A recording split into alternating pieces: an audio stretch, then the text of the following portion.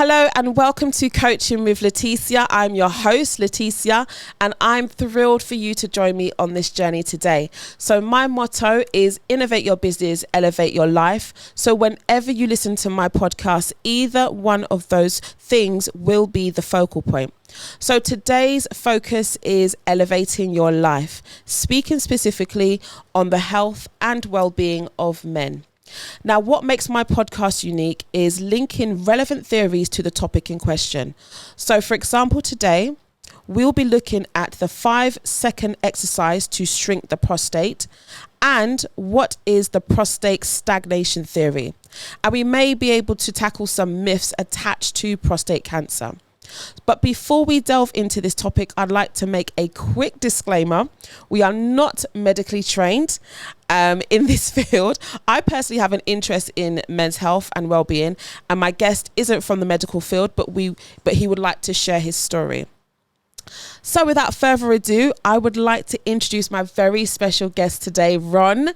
Hello. Ron, just tell us a bit about yourself first before we go into your story. Okay, all right. Well, I am 61. I'm 60, but I'll be 61 in August. So I'm more or less 61 years old. Let's run with that. About myself. Okay, right. I'm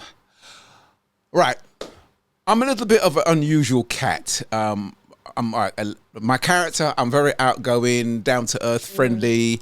My background, in terms, I work as a delivery driver. That's the normal side. That's the normal side. The unusual side, I come from a background as a dancer. I'm ex-pro dancer, and I have worked in the entertainment business as a male stripper, not entertainment business as what you were going there. No. That's the closest I got to the entertainment bit. So you never made it rain, no? No. I've got grandchildren to think about, and listen, if I had access to the naughty world in the 80s and late 70s with no mobile phones and so forth. God, not that I believe in God, but let's, for argument's sake, God only knows what the youngsters today could have access to, and that's one skeleton I can't climb out of. That's one skeleton in the closet I can't wiggle out of. So I stayed clear from that side of the tracks. What's your hobbies and interests, Ron? All right, my hobbies obviously keeping fit. Interest, I love debates. Putting aside this, when I'm watching social media, I'm really interested in debates because I love listening to how people interact. And the funniest thing I love is the way people hand the host a rope to hang themselves if they're having so I love the way they structure their argument, and a very clever host is like a very clever lawyer. They let the person do all the talking and they don't say much, and then they use their own the person's words against them, right? And then they've given them the rope to hang them. So I love those skills. So when I'm having exchanges with people online, I tend to watch what they write. Yes. And then they make, and then especially it's so funny when people, just to win an argument, you'd be surprised what they'll pull out of their backside to think to win an argument. And I say, well, okay, we'll provide the evidence and the source of your claim. 100-mile running. Yeah. Disappear, gone. Yeah. Cricket, you just hear crickets. So you're talking about social media. What can people contact you on social media, and if so, how do we contact you on social media? I used to have I still got a YouTube channel, but I very rarely use that now. Yeah. But I'm mostly on TikTok, and the irony is, I never really liked TikTok because I looked at it as more tomfoolery.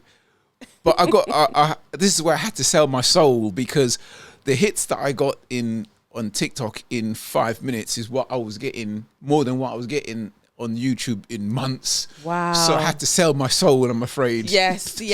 So what is your TikTok name? Ron Sampson 1963. Nice. And what are people expecting to see on your TikTok? Oh, I'm I'm varied. I mean, 'cause I know obviously this is something that other influencers say. They say that you should stick to one topic to grow your channel, but I don't do this for money. I don't do this to get any big fame. I do it as a hobby because without kind of going too deep, coming from an Afro-Caribbean background, a lot of people may or may not relate to this. In my household, I wasn't allowed to express myself. My parents didn't know the difference between back chat and an opinion.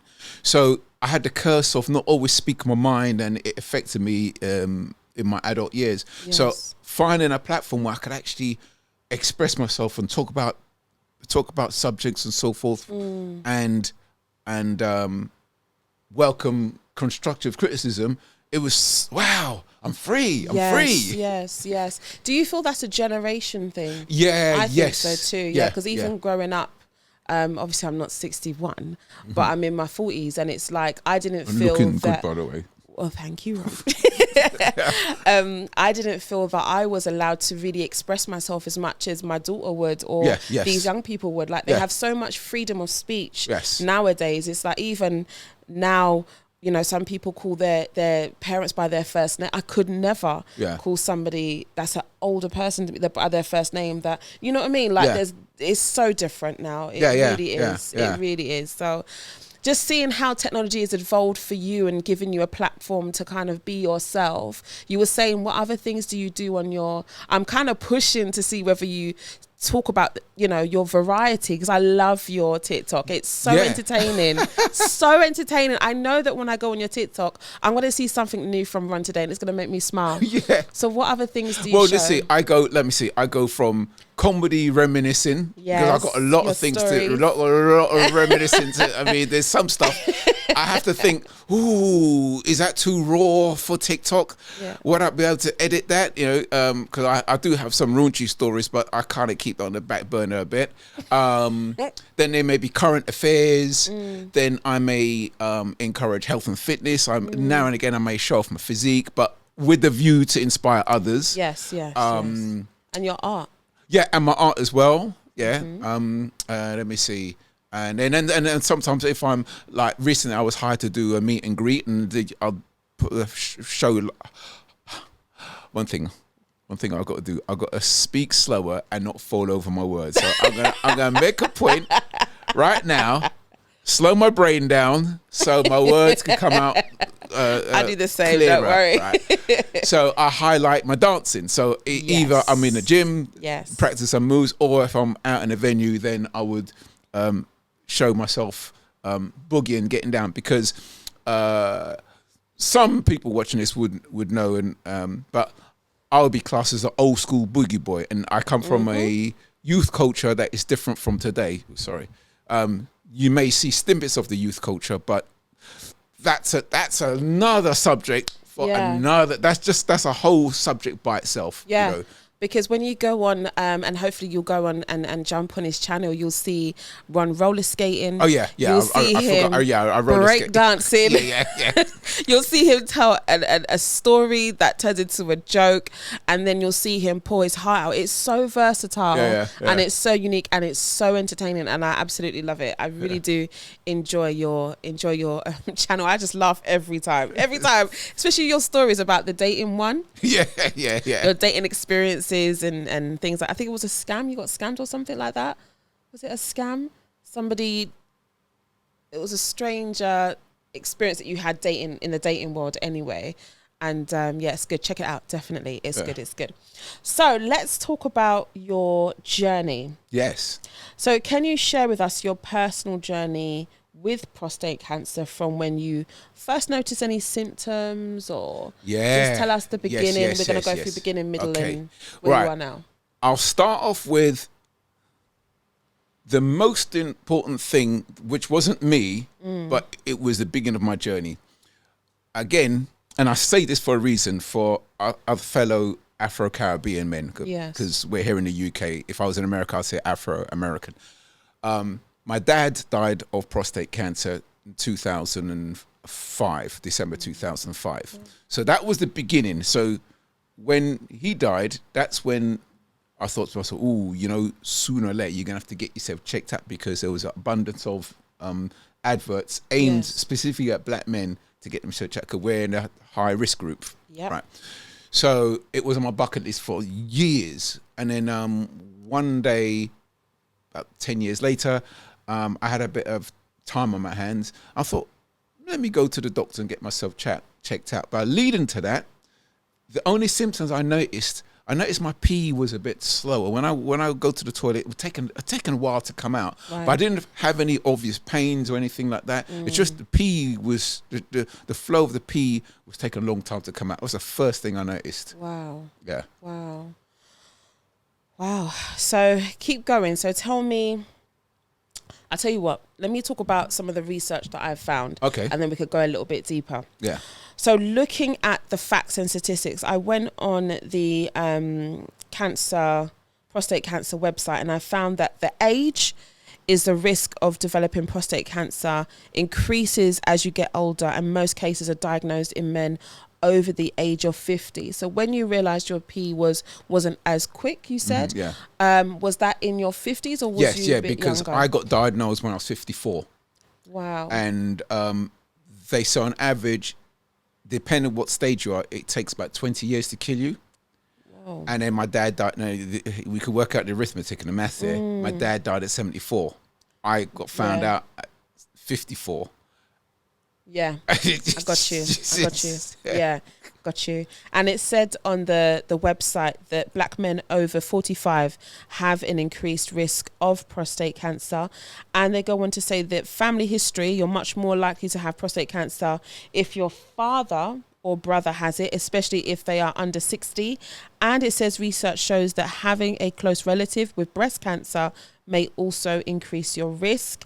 And last of all, lifestyle factors. There is some evidence that obesity and diet had an effect. So speaking about who you are, how you are, and how active you are, do you feel that being a very healthy man, was you surprised to be diagnosed? Or? No, not at all. Because, once I said to the doctor, oh, my dad died of prostate cancer. Right. It was like someone put a fireworks up his backside. His demeanor completely changed. He was like, okay, we need to get you a blood test. Like he was, I was more chilled out than he was. But as soon as I said my dad died of it, you could see he's like, oh, right. Okay. Right. Because maybe they're used to saying, well, yeah, it's this, it's that, or it's not that and the other. But as soon as I said my dad, so, I wasn't surprised, because I knew by the adverts, Linford Christie and all that, people kept saying,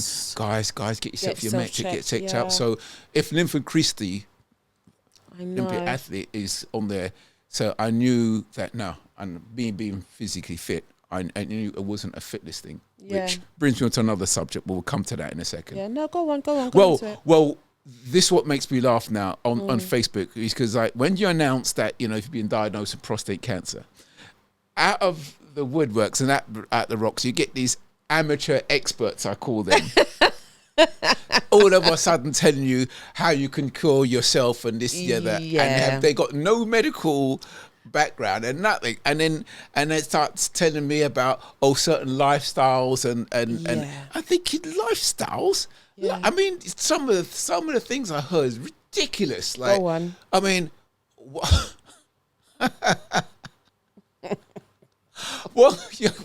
brace yourself for what's going to come out your mouth. Really brace yourself for what's going to come out your mouth now, right? Well, my mouth, right? One guy said to me, I can't believe I'm going to even say this. Go on. He said, too much going down on a woman. Oh, I see. Really? Can give you cancer? Do you know? Wow. Where do you get that one from? Do you know, it might be from, is it the HPV virus that's linked to that or some kind? I don't know. I know you can catch something in your mouth. Yeah, but I think it's conflating the two. Oh, yeah. 100%. And I'm thinking, prostate cancer from no, I don't think, from pleasing your woman. You could get something, but it's not, I don't think you could get prostate cancer. Well, But again, I'm not medically trained, so somebody might say, oh no, but I don't believe that's accurate. hasn't happened to me yet. So what other things, like, what other treatments? So how did you go about making your decision regarding treatment options, and what are the factors that influenced your choices? Well, that wasn't my choice. So that what wasn't my happened? choice. Wow, right. So, okay. Now I need to say this for the fellow brothers first, because as you know, there's a big homophobic mindset, especially amongst black men, especially in the Afro-Caribbean. So the biggest what's the word I'm looking for? Deterrent. It's not meant to be a deterrent, but it seemed it's like a deterrent that's stopping black men to get themselves checked out. Is the finger up the backside, the rectum, and they conflate homosexualism, or if I'm going to speak street term, batty boy, with the thing. And guys, if you're watching this, look, for starters, that's not the first port of call. It's you have a blood test. Then if your PSI, your readings come up too high, then it's the finger up the backside. And even then, it's only for splits. It's like not even 2 seconds. Okay. If I could be crude real quickly. Yeah, of course. It feels like a hard turd coming out your backside. And that's it, over in seconds. Yeah. And the doctor, he's got gloves on, gelled up. He's not greased up a dildo with a big grin in his face. I'm thinking, yes, boy, you got a pretty mouth, and it's, just cough. Exactly. It's in, out, bam, done. Okay. Nothing to do with your sexuality. So let's get that out of the way, sort of thing. That's really good to know, because I think with a lot of things like vasectomies and getting your prostate checked, a lot of these things are Hollywood almost. You know, sometimes you watch these movies and it's just like, oh, it's going to be like that. But in fact, in reality, sometimes it isn't. Yeah. So I appreciate you saying that it's such a quick procedure, and it's life-saving as well. I love that. So I just want to speak about quickly prostate stagnation. So essentially, it's where I don't know if you know what prostate stagnation. Have you heard of it yet? No, but okay. So essentially, it's where the ejaculatory ducts empty in the urethra. So semen and sperm can be projected out of the urethra with ejaculation. The background helps explain what's called the prostate stagnation hypothesis. And the theory is the carcinogens naturally build up in the prostate. So in general, the more quickly prostate cells grow and divide, the more chances there are for mutations to occur. Therefore, anything that speeds up this process might make prostate cancer more likely. For example, androgens, which is male hormones, such as testosterone, can promote prostate cell growth. Okay, hopefully someone out there understands what I'm saying. Yeah. Well, okay, cool. I know I've got a lot of testosterone, so. Oh, well, there you go. So in terms of support system, so who and what provided you with the most support during your experience with prostate cancer? Well, this is going to turn into a bit of a rant and a complaint, and I'm going to be warning. So, okay, so first port after I had my blood test done, and the doctor said, "Oh, well, your PSI is 9, and it should be 6. All right, so you 6 should be 6 and below." PSA readings, what it should be, mine was 9, but it wasn't mega high, but it was still above. Yeah. So I said, right, so you need to go and get an examination, which I did. Then you need, and then after that, I needed to have the where to stick the rod, where to take a sample of your like a swab or they take a sample of your prostate. I forgot the name of it. It's okay. It sounds like hysterectomy. It sounds like it. There's a procedure, but basically they need to take a sample of your prostate, and again they numb you up and they put a rod inside you, and it's kind of like a cooker igniter, and you go and the sparks comes out the end, so it's kind of got and it take the, so what the urologist didn't tell me, right?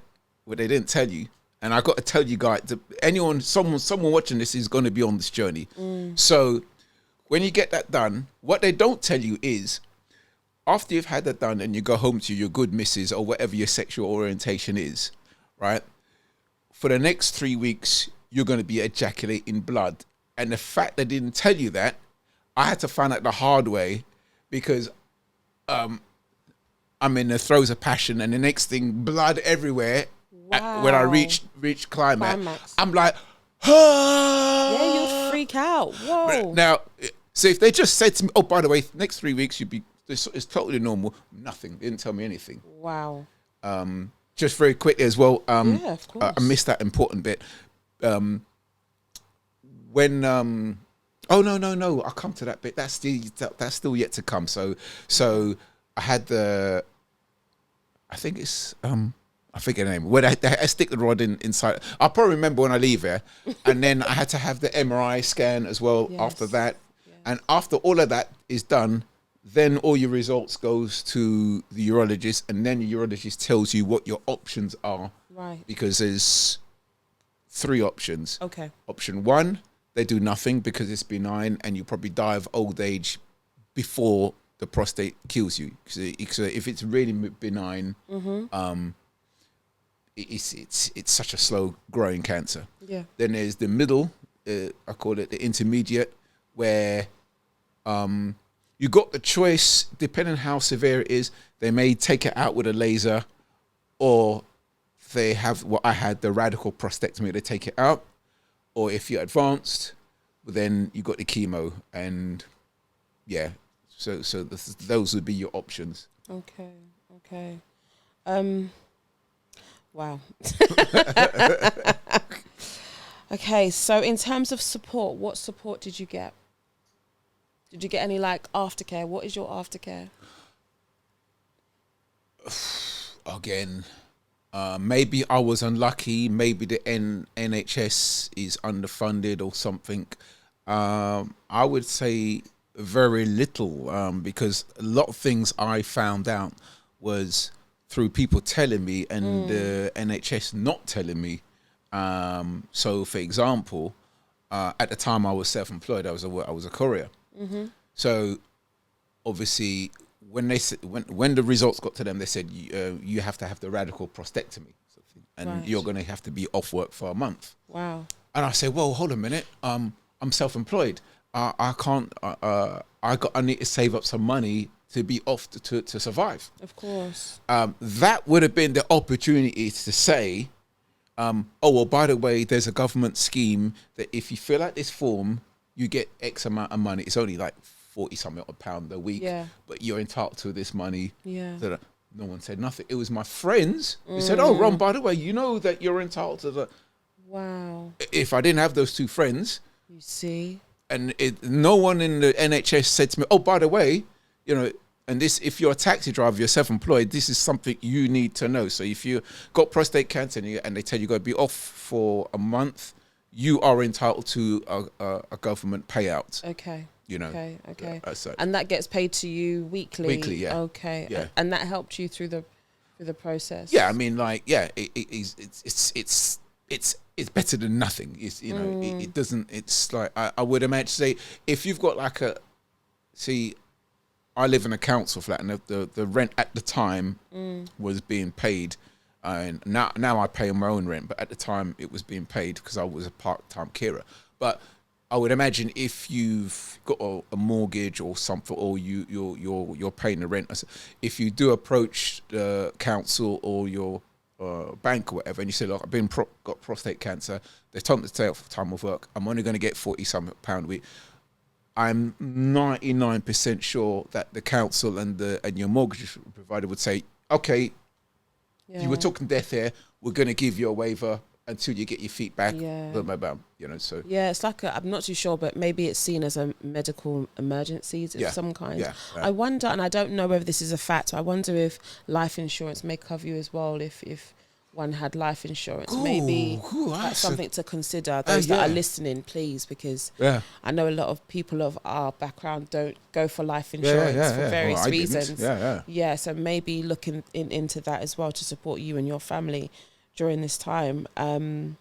So your biggest challenges you faced during your treatment and recovery processes, what were they? Wow. Long list. Long list. Okay. We'll start off with the inconvenience things first before we get to the real nitty gritty, what a lot of you guys want to hear. But we'll start off with the little inconvenience first. So, okay, come the operation, had my operation. The nightmare, I'm afraid I can't sugarcoat it. The next 12 days is going to be a nightmare with that catheter in your penis.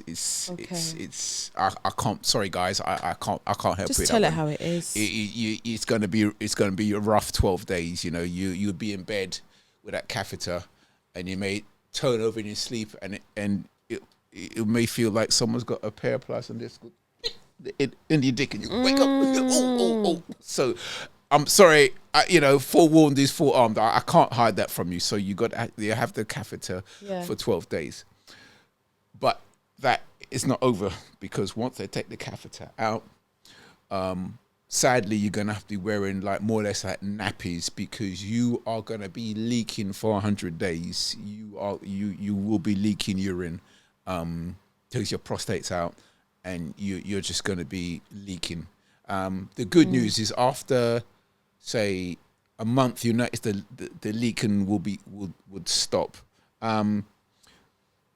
What I wasn't told, and what I'm telling you now, if you're in a position that you're going to have the radical prostatectomy, they've given you the dates that you're going to have the radical prostatectomy.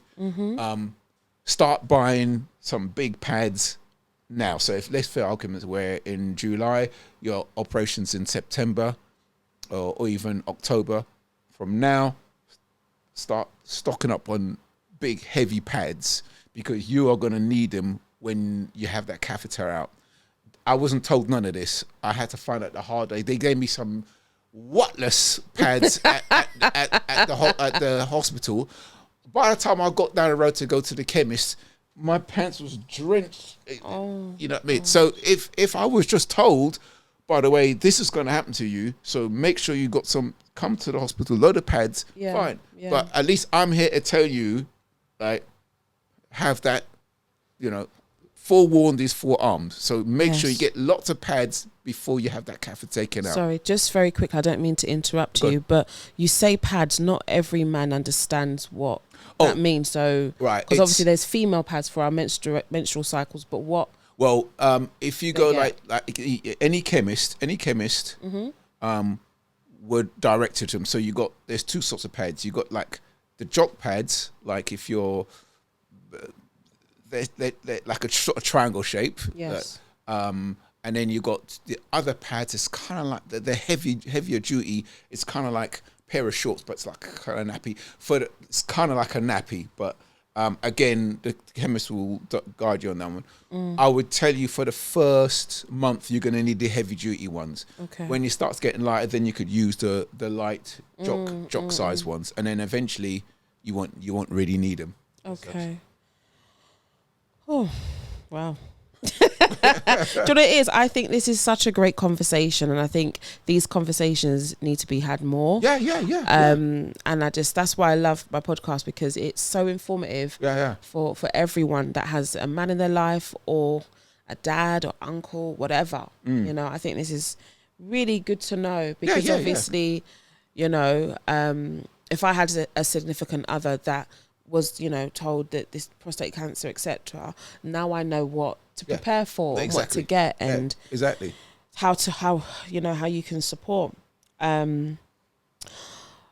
So based on your experience, what advice would you give to other men who are either facing prostate cancer diagnosis or who want to take proactive steps in their health? Okay. Proactive step first. So one, get yourself checked out. That's number one. Yeah. Now I say this to the youngsters now. I'm 61. I'm, without sounding big-headed, I'm physically fitter than the average man. And because I've looked after my health, I've gone to the gym, had a dance background, my recovery process is way faster than the average guy. So all you young bucks who are going to the gym now, you don't know what favor you're doing yourself, because your immune system, your recovery is so much quicker. So if you can sort of, even if you hate the gym, you don't have to worry about the gym. Even if it's like walking or doing something relatively, you don't have to be six-pack and buff up, but just as long as you're flexible and going up the stairs and down as such, then you're fine. And then what's the next question? I ran off of you. That's okay. But advice on other men who are either facing prostate cancer diagnosis. Facing, I've given you up to date up to the pads. Now we're going to get into the other sensitive area. Now there's a whole topic which I'm going to talk about: sex post prostate cancer. There is light at the end of the tunnel, 100%. I will discuss that, but there is light at the end of the tunnel. I've got videos on this and stuff helping men in regards to sex, because for the first, depending on your fitness level, definitely for the first 18 months, your penis will be affected in terms of your sex life, 100%. I can tell you that. So you need to know that. But there is tablets and that, but I'm willing to talk about that. Well, to be fair, you've gone on to my next question, which is about getting an erection. Because I checked on Prostate Cancer UK, and it says, can you get an erection without a prostate? And it says, when you have a radical prostatectomy, you have surgery to remove your prostate gland. These nerves, blood vessels and muscles may be weakened when you have surgery for your prostate cancer. For a period of time after surgery, many men are not able to get an erection. This time is different for each man. What's your experience? Right. So I protest on the word maybe. Yeah, that's sugarcoating. Unless you're extremely, I don't know, unless you're a mutant or something, that maybe is definitely will have an effect on your erection. In my personal journey, I found that once I hit the 2-year mark, things changed. So, let me go through the stages. Okay, so you've just had the operation, and you've got the leaks going on. 100 days goes past, you no longer need the pads. So that bit of it is past now. So now you got your good missus, right? And then so now you're thinking, wow, I'm ready. I'm ready. Yeah. My lady's looking fine, but I'm ready. But your mind may be ready, but him downstairs ain't gonna be ready for minimum. You're looking anything between 8 to 10 months. They say 6 months, but I'm gonna level with you guys. Like, depending on how adventurous your lady is, even if it's a month later and she goes down on a mic, or she likes to use a sausage, you ain't gonna feel nothing. You ain't gonna feel nothing. Your nerves are gonna be so shot. You're just gonna be looking at her like. So your sensation will start coming back after maybe, I'd say anything from 8 months onwards. Okay. And then another thing I need to tell you as well, which again I wasn't told until the last minute, you're entitled to free prescription of Cialis, because I was paying for it at first, and then it came out in conversation with my urologist, because he said, paying for it? You're not supposed to be paying for it. He said, you need to go to your doctor. And he had to write out a note and give it to my doctor. Wow. And the doctor had to then give me that note. And then I had to send it to the off to the medical people to get my Right. card. So you should not be paying for your Cialis. It's What is free. that? Cialis is it's a stronger version of Viagra, and you need to take that to help with your recovery. And so because Viagra is suited for a man who's got prostate, a normal man, but whereas Cialis is a lot stronger. It's for guys like myself who hasn't got a prostate. It'll give you somewhat of action down there, but as time goes on, you will start getting stronger. For me, this is where my entertainment business came into it, being an ex-stripper.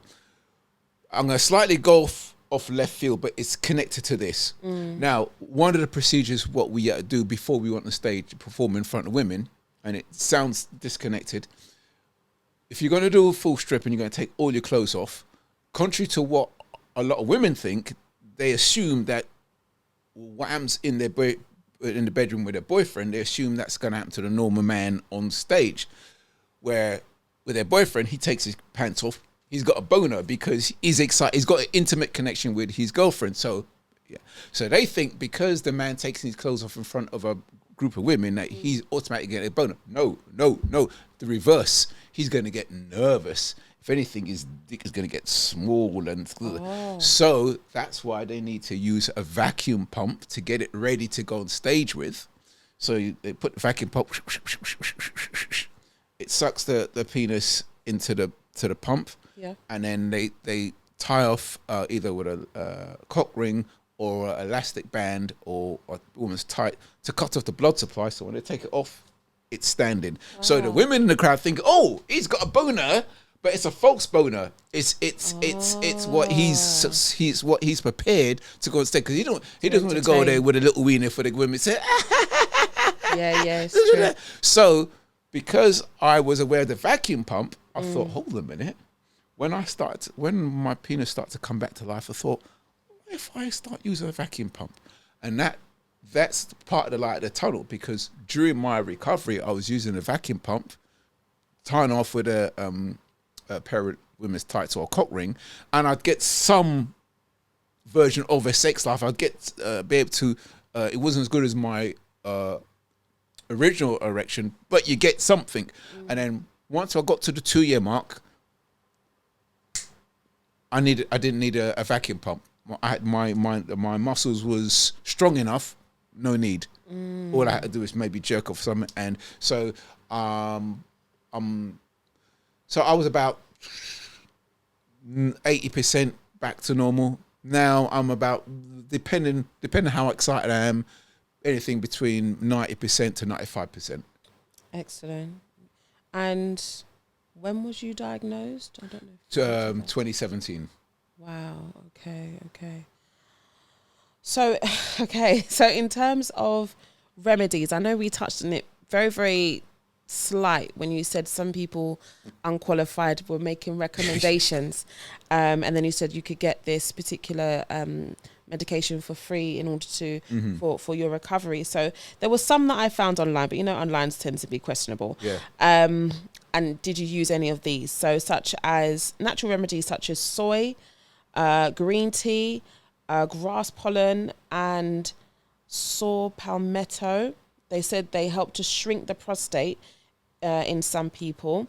Other strategies such as behavioral changes can also shrink the prostate naturally. But some of these things, like in the Caribbean culture, rum cures everything, a cold, a cut, so I don't know how accurate these things are. See, the problem Did you is, hear about them? Yeah, I heard about them, but it was too little too late, because I already was diagnosed. Yes. Now, if for example, when my dad died and they said, oh, you better start taking this. Yes. Maybe those things may have worked by the time, because my dad died in 2005, but I was diagnosed in 2017. So if I had been taking those things up until then, yes, maybe it made a difference. But I have not met anybody, or I haven't got nothing on a piece of paper, medical, to say that works and this doesn't work as such.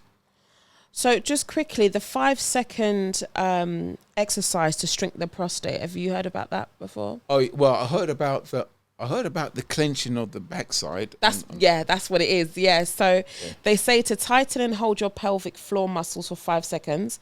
Count 1,000, 2,000, 3, etc., up to 5.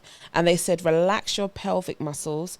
You have just done 1 Kegel exercise. You should plan to do 10 to 20 Kegel exercises 3 to 4 times each day. Yeah.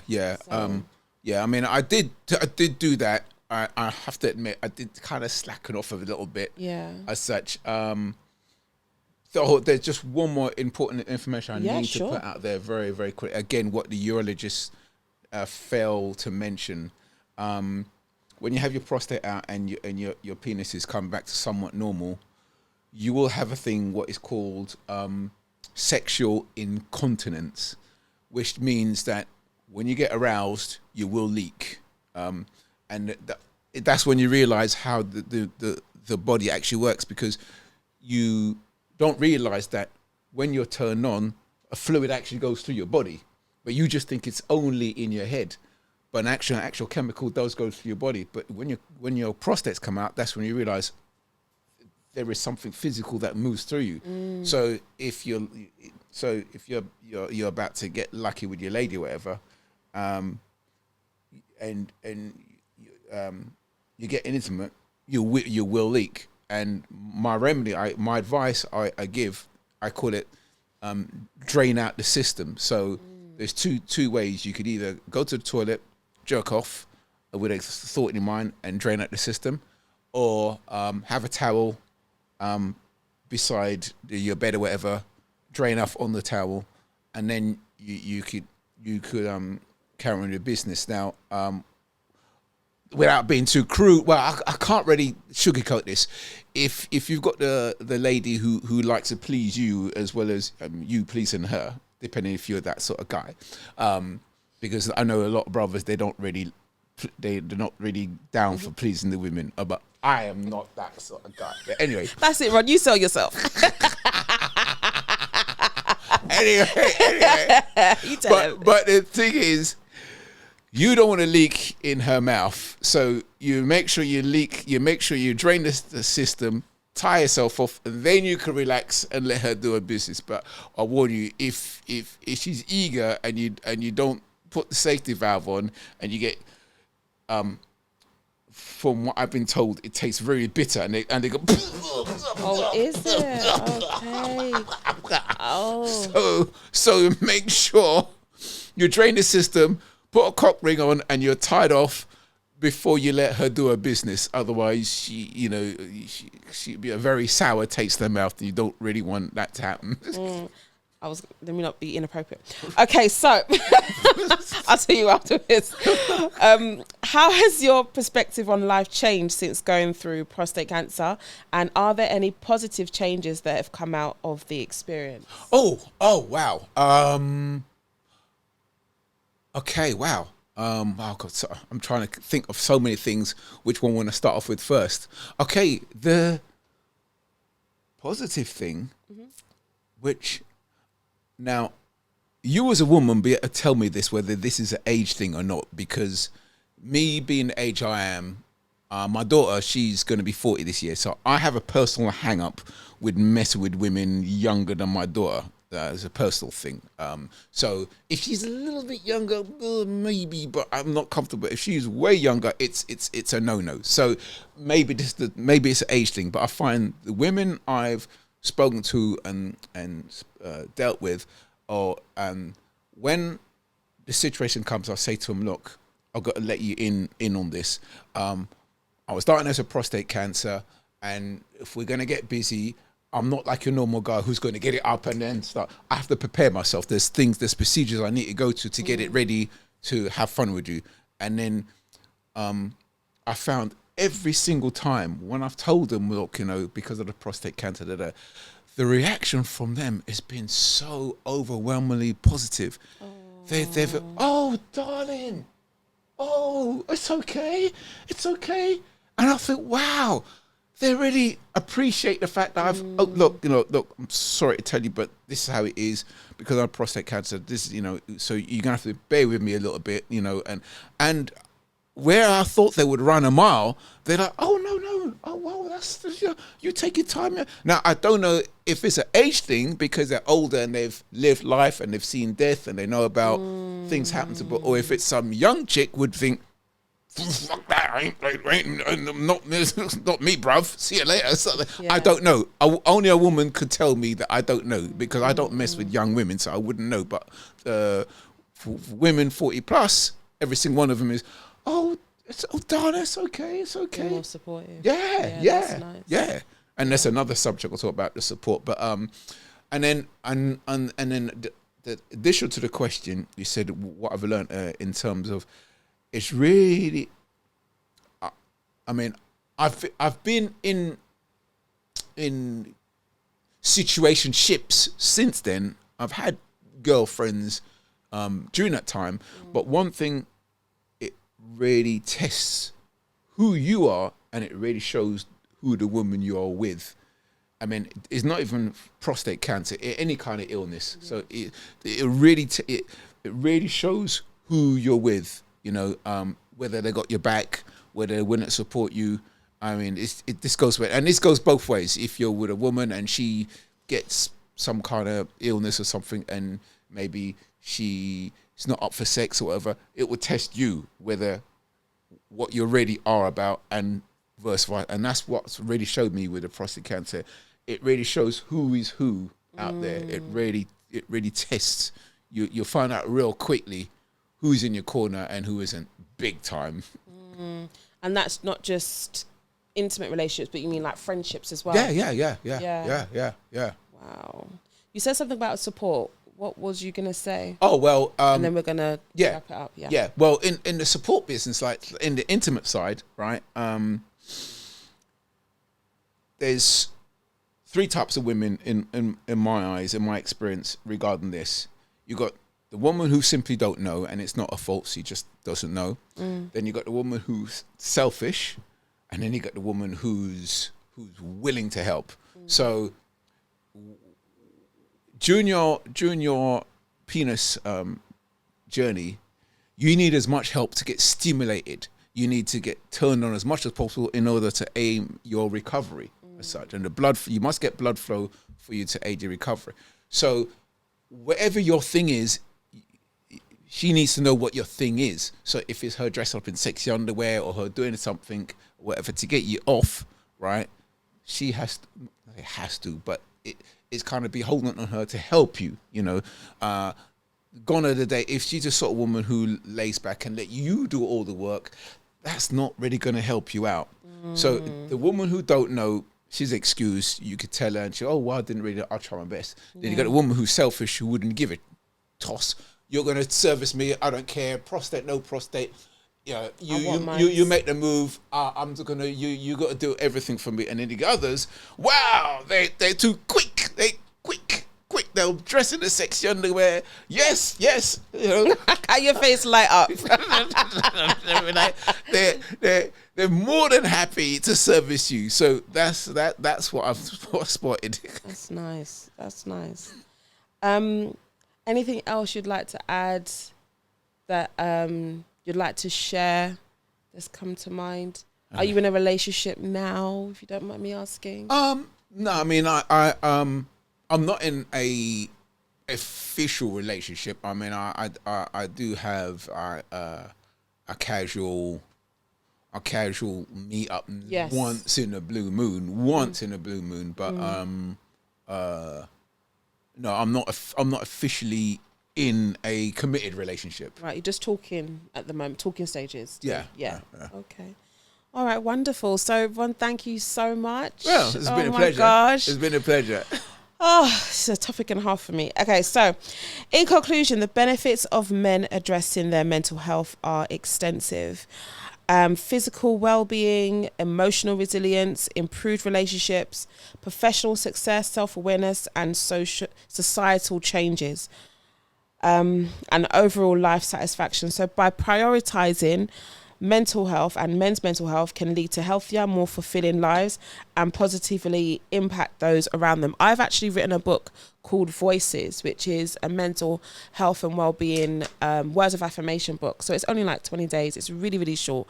I put out a few clips of me speaking the words, because sometimes people are like, oh, Tish, could you do it so I could listen to it rather than I could read it? So I've been doing a few posts on that. So please, I'll put all the details below. I'm going to put your social media channels on below as well.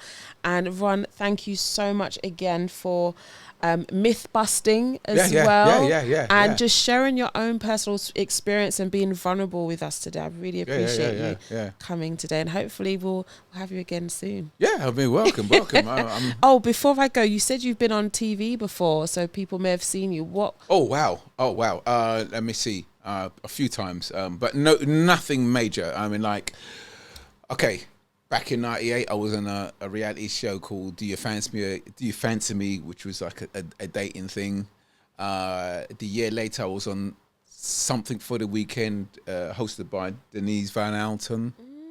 And then 2005, I was dancing on The Salon. 2010, I think I was on. I had to turn up on Sky Television in my fireman outfit. Forgot the name. It's a mixed race lady, and I think she was in a cop show. Angela and Friends. And then on a really small TV channel on 2011, I appeared on. At the time, it was called Fiverr. The channel was called Fiverr. But they changed it to 5 Star now. I was on a thing called The Love Bus. And then my biggest appearance was in 2014 in Sky One. I appeared on Got to Dance within... what's the... It's Ashley Van... He was one of the judges. He was one of the judges. Davina McCall. Yes. Davina McCall. And I went on as the embarrassing dancing dad. I dressed as like an old man. I pretended that I couldn't dance. I have to check that out. And then I got possessed by a spirit, and then the spirit went through me, and then I started breakdancing and all that sort of thing. But awesome. I was only one notch of going through the finals. They didn't let me go through the finals, but it was fun doing it. It was fun doing it. Yeah. Excellent. All right, guys, thank you so much for tuning in. Share, like, and subscribe to this channel. Share this story. Anybody that you know or a loved one that may, enjoy and learn from Ron. A lot of things that you may not be informed by the NHS that we were able to find out. That is serious. So share, like, and subscribe. I look forward to seeing you all again soon. Thanks for joining me on Coaching with Leticia. Take care. Bye.